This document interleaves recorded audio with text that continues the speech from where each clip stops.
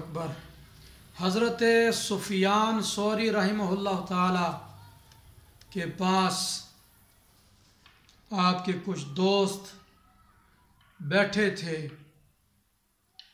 امیر تھے، غریب تھے، تو آپ کی محفل میں ایک فقیر آیا تو آپ نے اس فقیر سے ارشاد فرمایا کہ تم آگے آ جاؤ، اگر تم مالدار ہوتے تو میں تمہیں آگے بڑھنے کی اجازت نہ دیتا۔